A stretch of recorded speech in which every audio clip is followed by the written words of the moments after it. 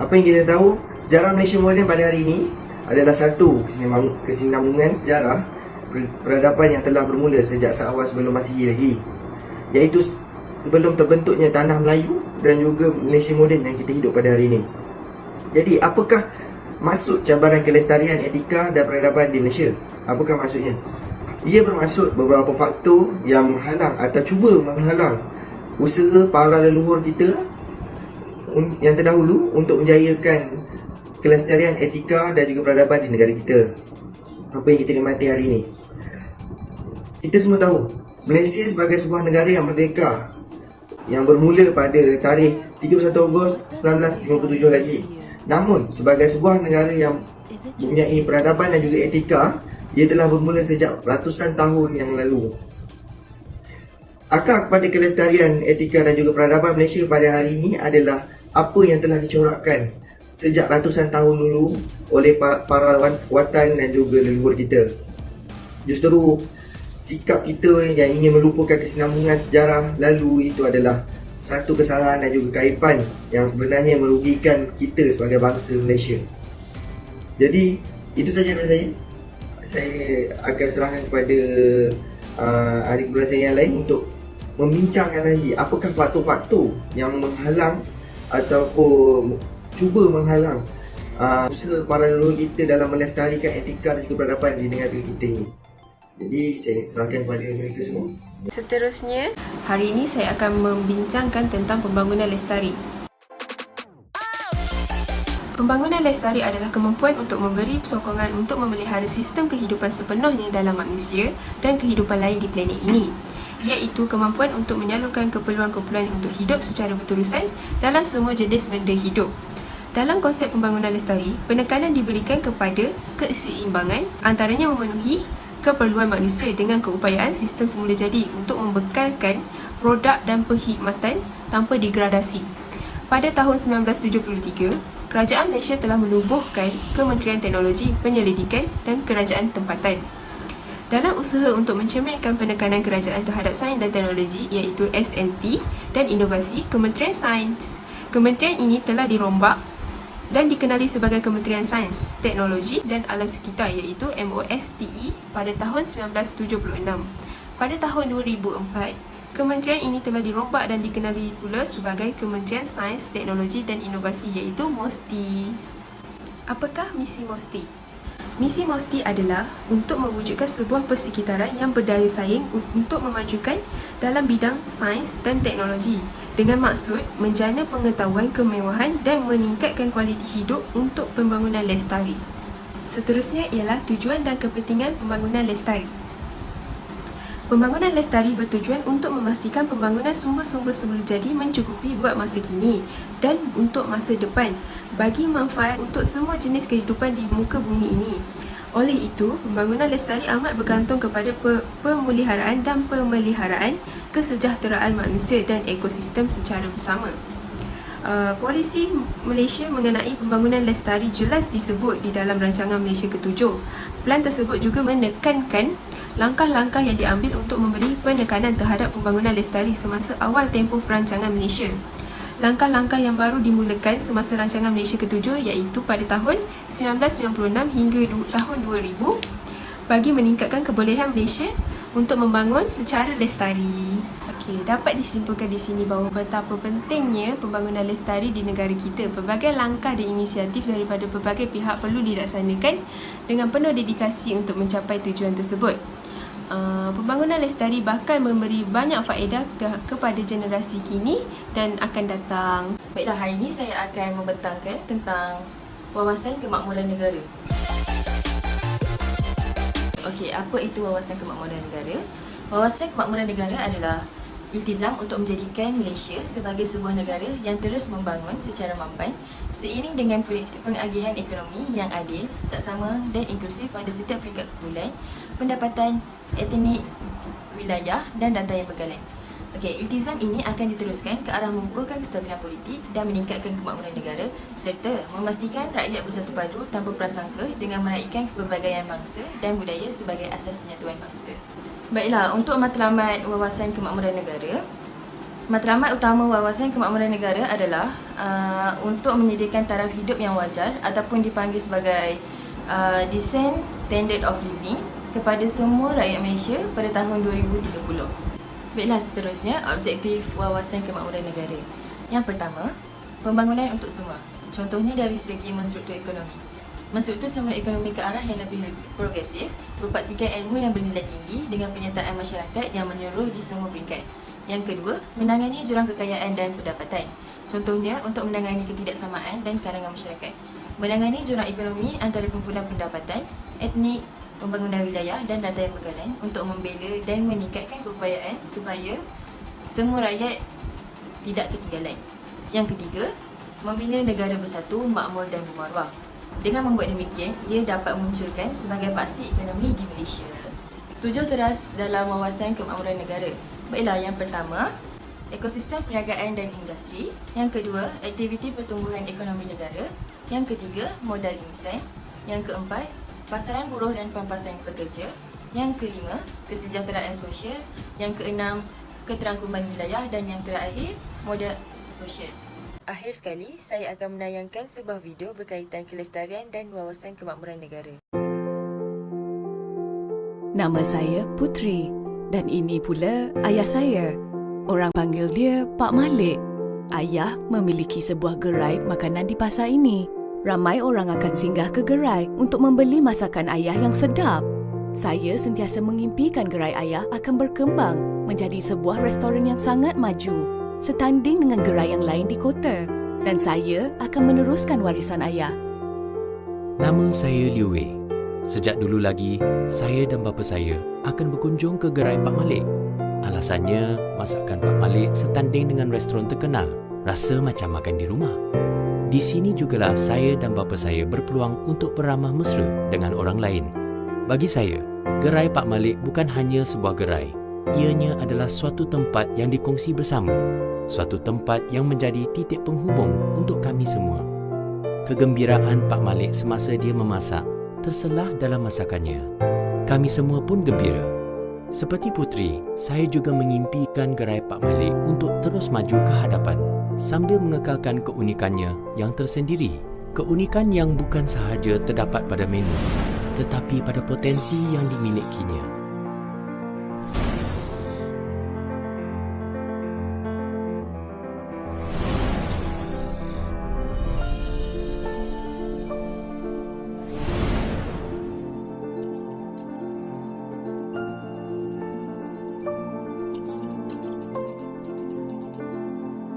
Apakah sumbangan saya untuk mengekalkan keunikan ini? Kini, restoran Pak Malik dapat dikongsi dengan lebih ramai orang dengan rencah yang diwarisi, diwarnai dengan kebolehan dan keupayaan bersama. Restoran Pak Malik sudah jauh melangkah ke hadapan. Bermula dari bawah bukan bermakna impian menggunung tidak mampu dicapai. Langkah demi langkah haruslah disusun bersama, bukan lagi bersendirian dalam mengejar cita-cita. Kemakmuran tiada lagi sepadan. Yang jauh itu didekatkan. Yang indah itu dikongsikan bersama agar semua merasa apa itu nikmat. Inilah Malaysia. Kemakmuran kita bersama.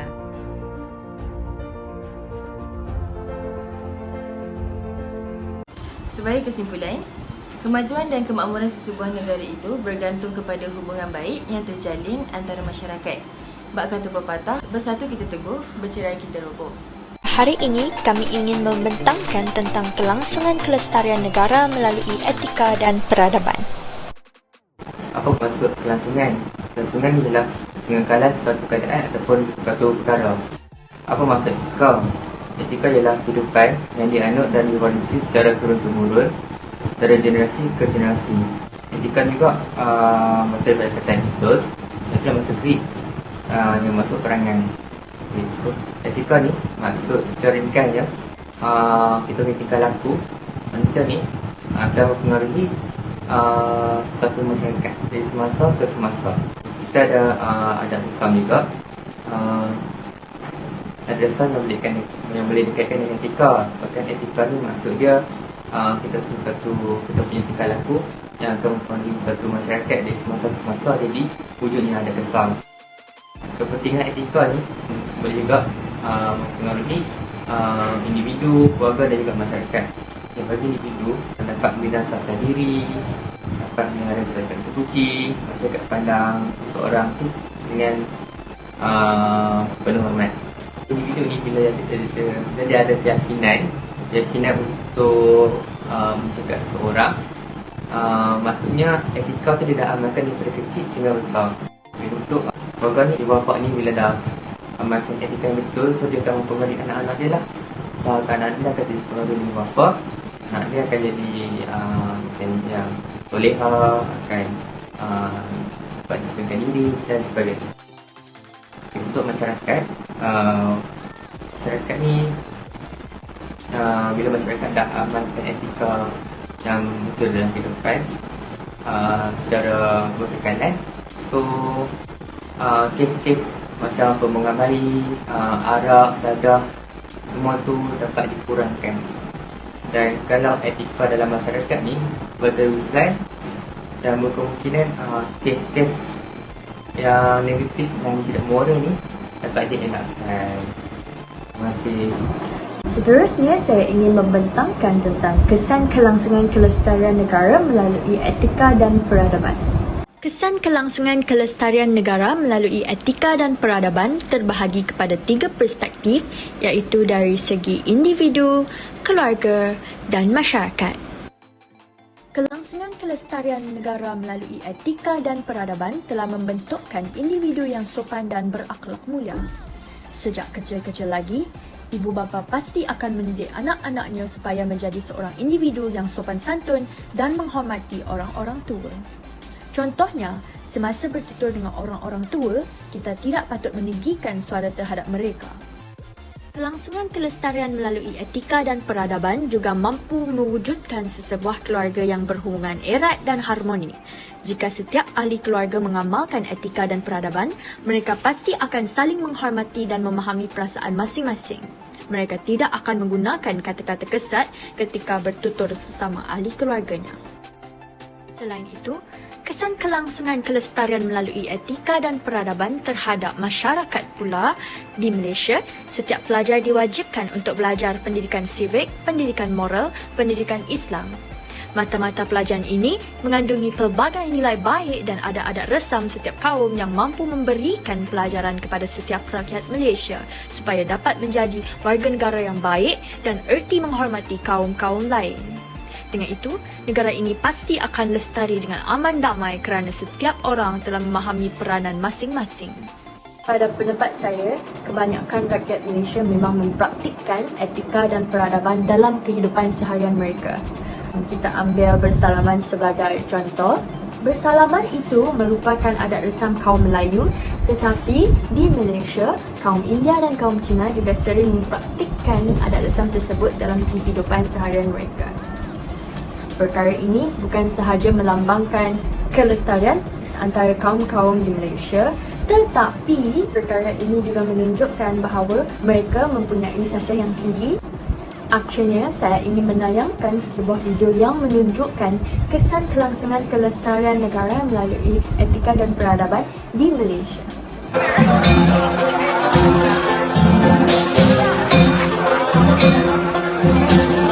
Boleh loh. Uncle Kayu. Uncle Kayu, 新年快乐，恭喜发财！恭喜发财！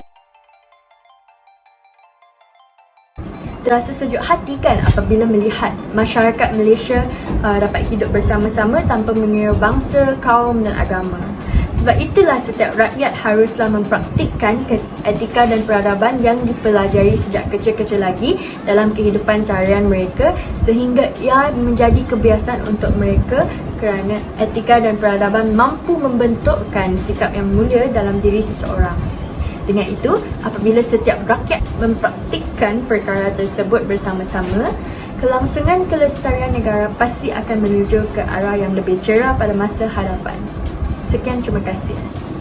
Saya ingin menceritakan sedikit tentang semangat keharmonian negara dan antarabangsa.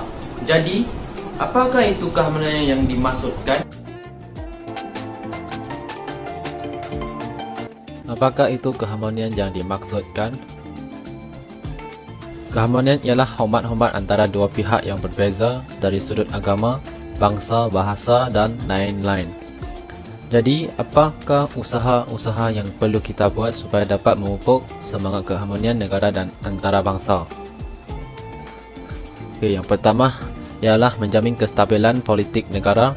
Kita perlu hidup dalam keadaan yang aman dan harmoni jika politik di Malaysia stabil.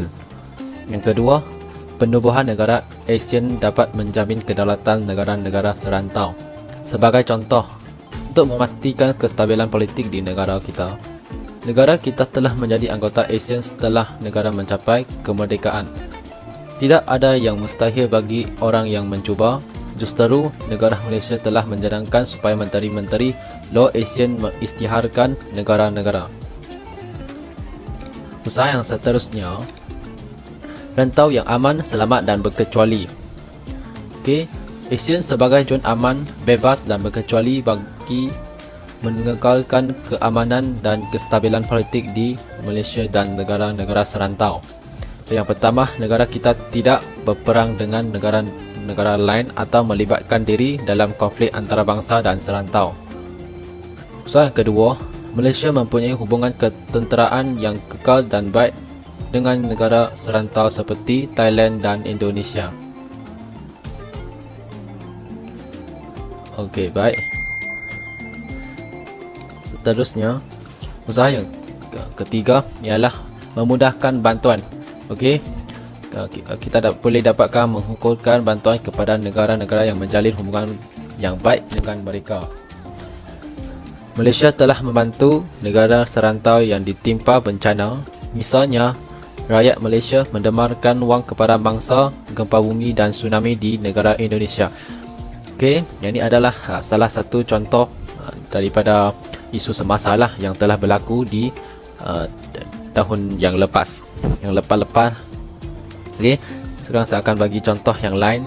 Okey, masih tahu kan Abid Liu tu siapa?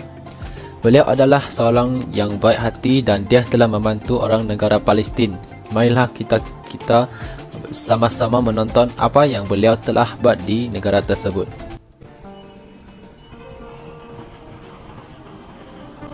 Saya cakap kan. Jadi Assalamualaikum warahmatullahi wabarakatuh. Bersyukur pada Allah SWT.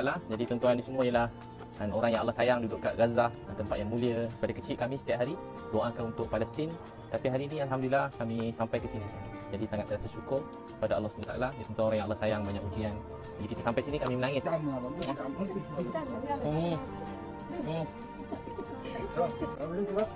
Your name? Maha. Manis? Ha? Mahmud. Ismat? Muhammad. Ini? Binti. Mariam. Yang mana? This one? Oh. No. Cute.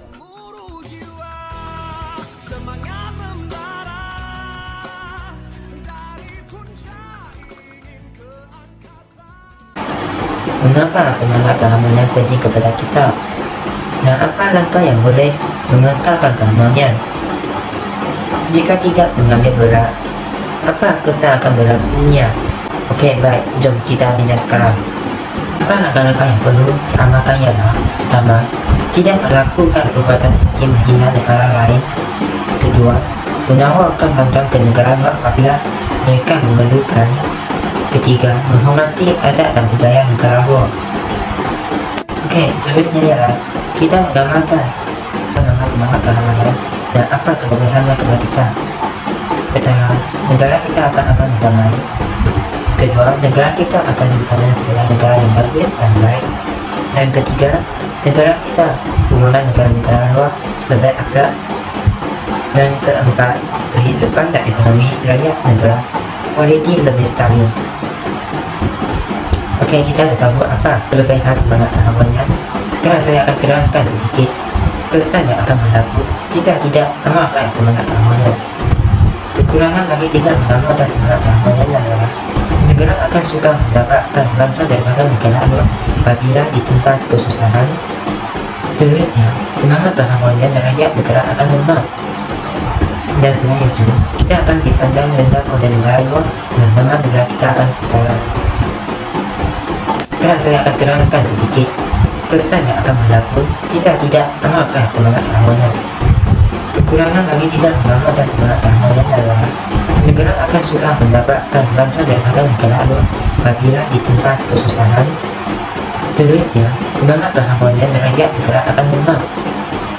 Dan selain itu, kita akan dipandang rendah oleh negara luar dan memang negara kita akan bicara. Okey, baiklah. Terakhir dalam subtopik semangat keharmonian negara dan antara bangsa ini. Kesimpulan daripada saya ialah, jika kita sebagai rakyat Malaysia sewajarnya memainkan peranan dan bertanggungjawab dalam membantu mengekalkan semangat keharmonian dalam negara dan antara bangsa, agar hubungan negara dan antara bangsa lebih rapat. Yang itu sahaja daripada saya. Sekian, terima kasih. Baik, bersama saya lagi. Bagi segmen kali ini, saya akan huraikan tentang penutup ataupun kesimpulan bagi topik kali ini. Jadi, bagi kesimpulannya, kelestarian etika dan peradaban adalah suatu perkara yang sangat penting ataupun aspek yang sangat penting dan mesti dipertahankan oleh kita semua sampai bila-bila. Hal ini kerana dalam konteks Malaysia, kelestarian peradaban dan juga etika itu banyak bergantung pada akar dan tradisi yang telah terbina sejak ratusan tahun yang lalu. Bukan mudah untuk membina dan membangunkan etika dan peradaban kerana ia merupakan suatu proses yang panjang dan juga rumit yang dilakukan oleh watan dan juga leluhur kita yang lalu. Namun percayalah, Malaysia memiliki ramuan dan keunikan tersendiri ke arah meneruskan kelestarian dan juga peradaban itu. Dengan pemilihan yang betul, kepimpinan yang berintegriti di Malaysia dan juga rakyat yang bijaksana akan mampu merealisasikan cita-cita dan matlamat bumi ini.